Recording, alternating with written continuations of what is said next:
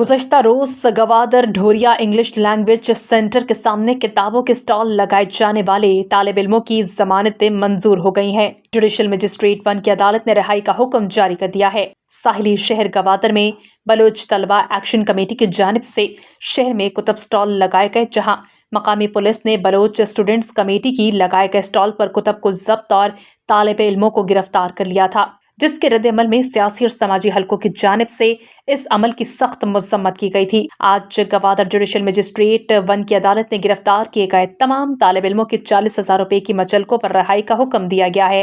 वाज़ेह रहे, बलोचिस्तान में इन दिनों बिसाख के ज़रिए तमाम मुख्तलिफ इलाकों में किताबों के स्टॉल लगाकर किताबों की फरोख्त का अमल जारी है।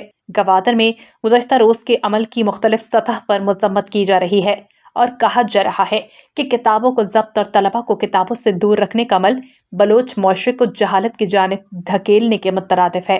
गिरफ्तार शुदगान के वकला में गवादर बार के कायम मकाम सदर advocate Mir Adil Kalmati, senior advocate Rustam Baloch, साबिक सदर Gwadar bar Sadiq Jamrani, advocate Nawaz Niaz advocate और तारिक हसन एडवोकेट शामिल थे। वकला ने अदालत के सामने दलाइल देते हुए मौक़िफ़ अपनाया कि तलबा का अमल किसी किस्म की गैर कानूनी सरगर्मियों के जुमरे में नहीं आता।